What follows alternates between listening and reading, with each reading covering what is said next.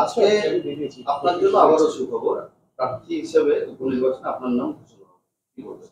প্রথমেই আপনাদের মাধ্যমে আমাদের দলের সুপ্রিমো মাননীয় মুখ্যমন্ত্রী মমতা বন্দ্যোপাধ্যায়কে আমি হৃদয়ের অন্তরস্থল থেকে ধন্যবাদ কৃতজ্ঞতা জ্ঞাপন করছি যে উনি আমার উপর আস্থা রেখেছেন, বিশ্বাস রেখেছেন।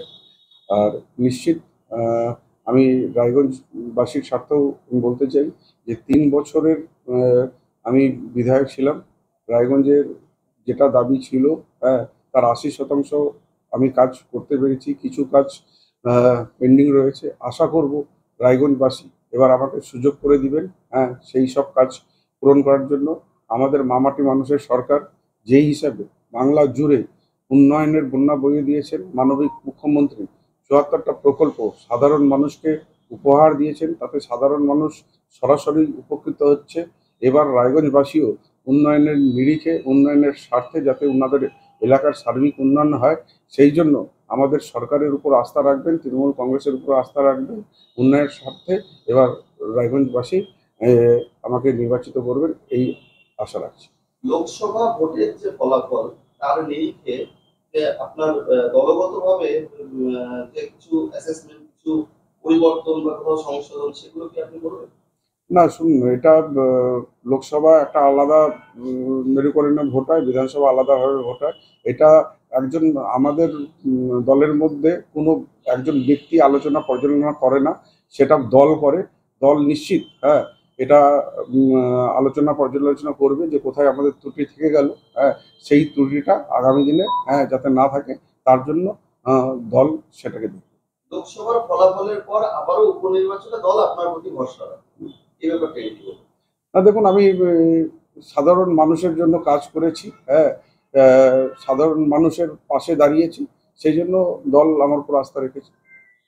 আগামী দিনে দলীয় কর্মীদের যারা আপনার সঙ্গে ছিলেন বা দলের যারা রয়েছে, লোকসভাটা অনেক বড় একটা এলাকা ছিল, এবার বিধানসভা, আপনার বিধানসভা, আপনি এর আগে বিধায়ক ছিলেন, সেই জায়গাগুলো কিভাবে ম্যানেজ করবেন? না নিশ্চিত এবার আমার বিধানসভায় আমাদের যারা দলের কর্মী আছে, যারা ভাবেন জনপ্রতিনিধিগণ আছেন, সবাই আমরা ঐক্যবদ্ধভাবে মিলিত হয়ে এবার নির্বাচন লড়ব।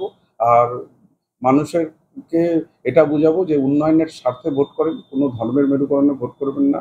এই বিধানসভা নির্বাচন আপনার এলাকার উন্নয়ন যাতে হয় সেটাকে আপনারা বেছে নিন, উন্নয়নের জন্য আপনারা ভোট করুন। আশা রাখি আমরা সাধারণ মানুষ, লোকসভায় হয়তো আমি ব্যর্থ হয়েছি, কিন্তু সাধারণ মানুষ অনেক রায়গঞ্জবাসী রয়েছেন, তারা আফসোসও করেছে, কিন্তু এবার বিধানসভায় যেখানে আমাদের সরকার রয়েছে, মানুষ সরকারের সাথে থাকবে। আর এবার ভোটটা উন্নয়নের জন্য রায়গঞ্জবাসী আমাকে দেবে। আর বুদ্ধিজীবী মহল এবং কূটনীতি বিশারদের যে একটা সমীক্ষা ছিল, তাতে বলেছিল যে কৃষ্ণ কল্যাণী লোকসভা নির্বাচনে যেভাবে দাঁড়িয়েছিলেন সেই ট্রাজেডিতে কিছু ভুল ছিল। এবার কি সেই বিধানসভায় সেগুলোই চলবে না সেটা? না, নিশ্চিত মানুষ ভুল করে, ঠেকে শেখে। তো যেই আমার কিছু শুভচিন্তক আছেন, তারা আমাকে নিশ্চিত গাইড করবেন। আর আমি আমাদের দলের যারা নেতৃত্ববৃন্দ রয়েছে তাদের সাথে নিশ্চিত আলোচনা করে নিজেদের রণনীতি তয় করব। সেই হিসাবে আমরা মিলিতভাবে ঐক্য শক্তি নিয়ে আমরা নামব। রায়গঞ্জে লোকসভার ক্ষেত্রে যেটা দেখা গেছে, রায়গঞ্জ বিধানসভার ক্ষেত্রে একেবারে গেরুয়া ঝড়, সেক্ষেত্রে কতটা ফ্যাক্টর হচ্ছে এবার উপনির্বাচনে? না শুনুন, আচ্ছা আমি আপনাকে বললাম লোকসভা নির্বাচন আলাদা দিক দেখে হয়, বিধানসভা আলাদা হয়। নিশ্চিত এবার আমাদের রাজ্যে আমাদের সরকার রয়েছে।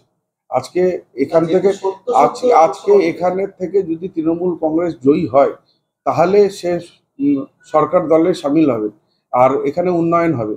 আর যদি এখানে যদি বিজেপি যদি জেতে, তাহলে তো তারা সরকারে সামিল হতে পারবে না, তারা বিরোধী দলে হবে। এবার নিশ্চিত এই কথাটা রায়গঞ্জবাসী মনে করবেন। আজকে রায়গঞ্জবাসীর স্বার্থে আমি বলছি, আজকে যেটা আমি বলেছিলাম রায়গঞ্জ বার্ষিক ব্রিজের কথা, সেটাও আমাদের স্যাংশন হয়ে আছে। শুধু বিহার থেকে একটা এনওসি যদি আসে, তাহলে সেই ব্রিজটাও হবে। আর সেই ব্রিজটা যদি হয়ে যায়, তাহলে রায়গঞ্জবাসীর অর্থনৈতিক দিক থেকে অনেকটা লাভবান হবে, ছোট বড় দোকানদার অনেক উপকৃত হবে। আর তার উন্নয়নটা এবার রায়গঞ্জবাসী দেখবে, এই আশা রাখছি আমি। আজকে বিয়ে হয়ে গেল, এখন আমার দলের যারা কর্মীরা আছেন, নেতারা আছেন, তাদের সাথে কথা বলে একটা রণনীতি তয় করে কাল সকাল থেকে প্রচার নেব। রায়গঞ্জ পৌরসভার কোঅর্ডিনেটরদের অধিকাংশে তাদের মধ্যে একটা ক্ষোভ ছিল, বিশেষ করে প্রার্থীকে নিয়ে, মানে আপনি যখন প্রার্থী ছিলেন আপনার কারণেই হার হয়েছে, এমন তারা শোরগোল তুলেছিলেন।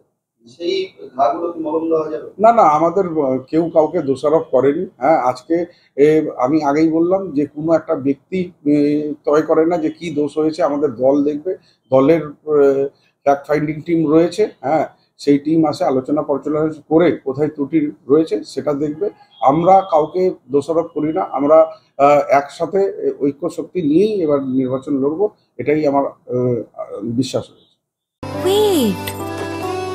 So this was your wedding look. Oh my god, Tammy, you look pretty. Dhaka থেকে যখন আইছিলাম এ হগল আমার মা আমারে পরাইয়া দিছিল। It's so authentic, Tammy. I will go for this look. But what about my goina? সাদা রঙের রুমালটিতে গোলাপি রঙের কাজ, সব মিলিয়ে দারুণ হবে নতুন কনের সাজ। আমার গয়না আমার শ্রী ঢাকা জুয়েলার্স, আভিজাত্যের গয়না। Coming up as a child, all I seen was sell. Mama stepped in, so yeah, stayed in that jail. Did K-robbing and kicking in doors. Then went from a hell to selling to no. But you see, shawty, my mom was a cheap rapper. Gotta be trill about it. And don't say shit if you can't be real about it. If you a thug, my nigga, then be a thug. If you sell drugs, my nigga, then sell, you be real about it. সব মাই চায় মেয়েকে রাজরানীর মতন সাজাতে, সাজিয়ে তুলতে চায় সোনার গয়নায়। Orient jewellers, সোনা যা সর্বক্ষণের। ছোট ছোট অনুভূতি, স্মৃতিগুলো থেকে যায় সব সময় আদরে। কুকু কুকু, কিরে হলো? আসছি। লকডাউন সময় তো হয়ে এলো। কিছু স্মৃতির ভাজেই তোলা থাকে শুভারম্ভে প্রাপ্তি। 50 বছরের অভিজ্ঞতায় আগ্নেশ্বর জুয়েলার্স, নিখুঁত গয়নার কারিগরি। Agneshwar jewellers, NS road, Raiganj.